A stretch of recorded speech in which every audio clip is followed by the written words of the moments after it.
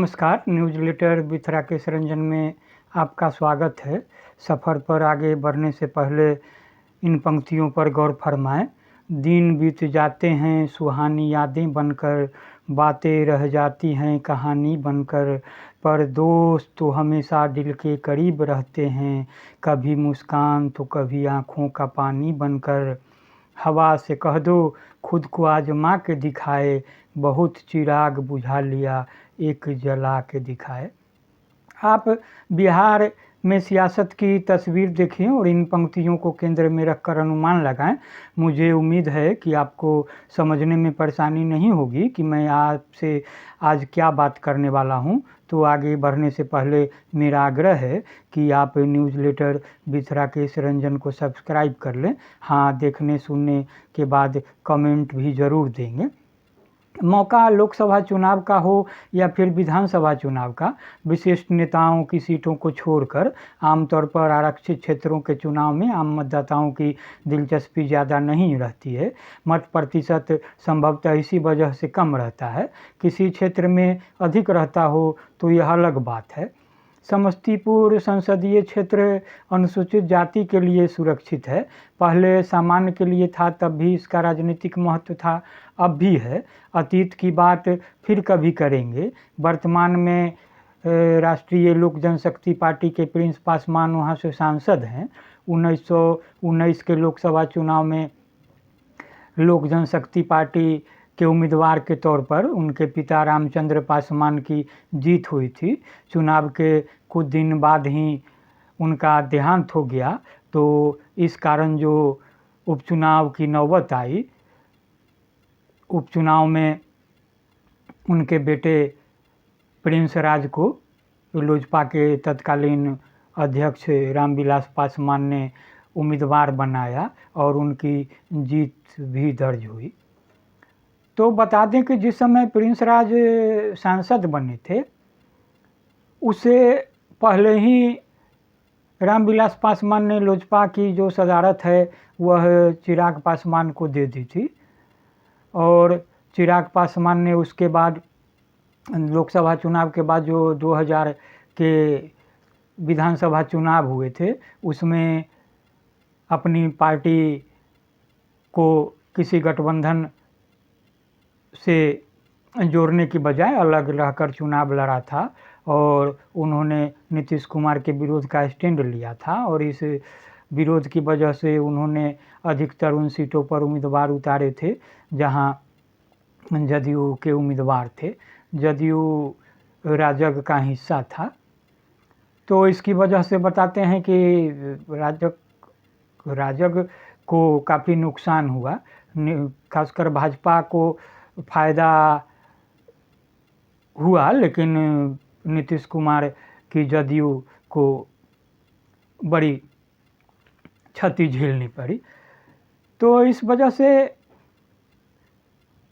चिराग पासवान का जो स्टैंड था, उसके बाद कहा जा रहा है कि नीतीश कुमार को काफ़ी चोट पहुंची और उन्होंने भीतर खाने पशुपति कुमार पारस की पीठ पर हाथ रखा और पशुपति कुमार पारस अपने 5 सांसदों को लेकर अलग हो गए और वे राजग का हिस्सा बन गए।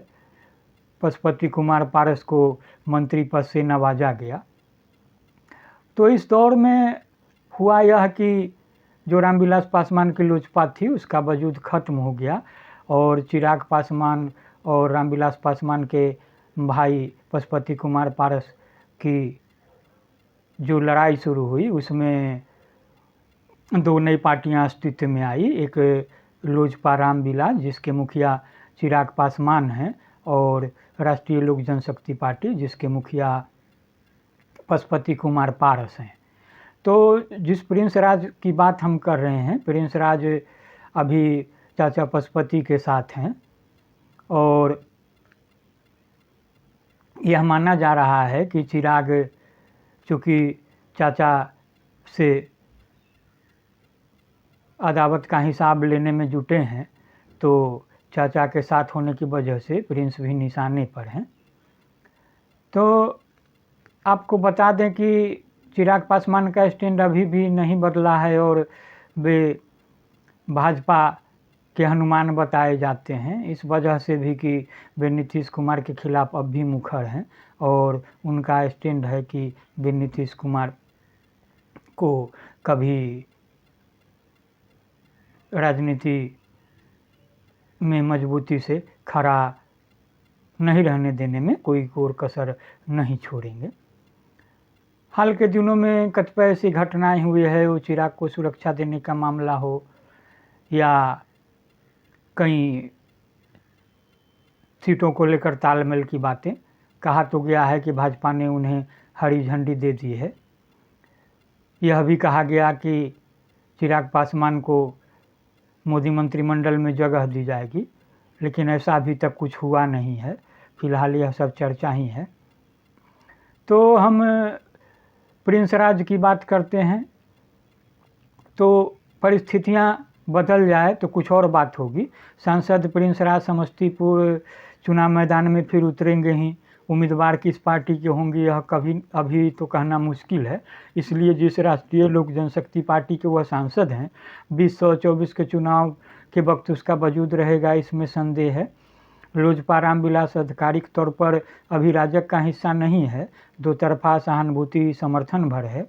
आधिकारिक जुड़ाव के लिए शर्तों का सार्वजनिक होना शेष है और कहा जा रहा है कि जो चिराग की शर्तें हैं वो देर सवेर पूरी की जाएगी।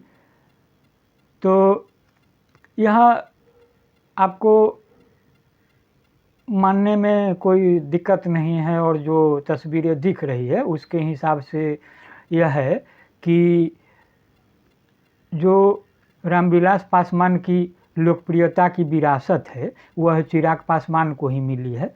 थोड़ा इधर उधर के साथ लोजपा के मूल जनाधार का जुड़ाव उन्हीं से है। पासवान समाज में स्वीकारता है और इस स्वीकारता के मुकाबले चाचा पशुपति कुमार पारस कहीं टिकते भी नहीं हैं।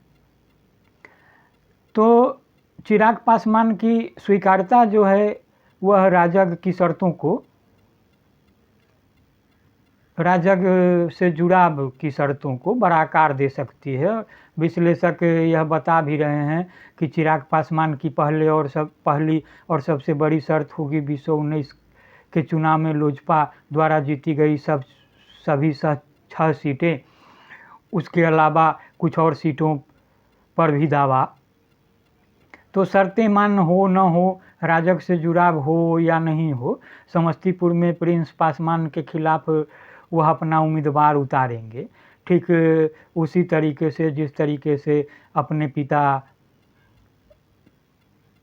की सीट जो रही है परंपरागत सीट और जिसे रामविलास पासवान को देश दुनिया के स्तर पर पहचान मिली और राजनीति में खास वजूद रहा, वह हाजीपुर सीट की तरह। तो राजनीति में जो चर्चा हो रही है उसके मुताबिक चिराग पासवान ने प्रिंस राज की टांग खींचने के लिए समस्तीपुर से किसी और को नहीं, अपने भांजे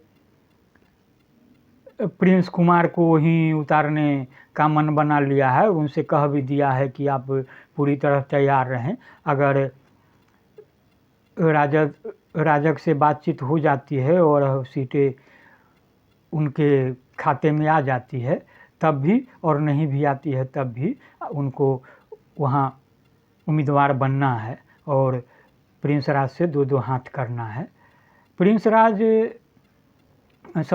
कुमार जो हैं वह रामविलास पासवान की पहली पत्नी की छोटी बेटी उषा देवी के पुत्र हैं।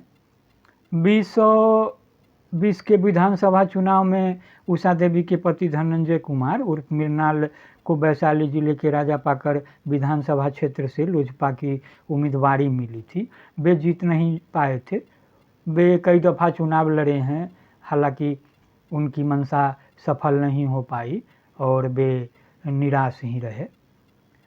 तो इस दौर में कहा जा रहा है कि वह भले अपनी राजनीतिक महत्वाकांक्षा को परवान नहीं दे पाए, लेकिन अब बेटे राजनीति में आएंगे और उनकी जो महत्वाकांक्षा थी उसको पूरा करेंगे। तो राजनीति में कब क्या हो जाएगा यह तो दावे के साथ नहीं कहा जा सकता है, लेकिन वर्तमान में जो कुछ दिख रहा है उससे ऐसा माना जा सकता है कि 2024 में समस्तीपुर संसदीय क्षेत्र में मामा और भांजे में मुकाबला होगा, मामा प्रिंस राज और भांजा प्रिंस कुमार में। आपको बता दें कि रामविलास जी की पहली पत्नी से 2 पुत्री थी, तो उनके दूसरे दामाद भी राजनीति में सक्रिय हैं और वे फिलहाल राजद से जुड़े हुए हैं। वे चिराग पासवान की राजनीति को पसंद नहीं कर रहे हैं और चिराग के स्टैंड को अपने बयानों से गलत बताते रहे हैं। तो बहरहाल राजनीति में अंतिम तौर पर कुछ कहना जल्दीबाजी होगी, लेकिन पर भी गौर कर लेते हैं। रात तो वक्त की पाबंद है, ढल जाएगी, देखना है ये चिराग का सफ़र कितना है। यह चिराग के स्टैंड को लेकर जो बनते परिदृश्य देख रहे हैं और चाचा की ओर से जो बातें हो रही है उसके इर्द गिर्द सटीक बैठती है। तो आज के लिए इतना ही। मैं ख़ास तौर से समकालीन तापमान live.com का आभार प्रकट करता हूँ, जिसने बिहार की राजनीति को बहुत तरीके से समझाने में सफल है और यह विश्लेषण भी मैंने साभार उसी से लिया है। तो धन्यवाद।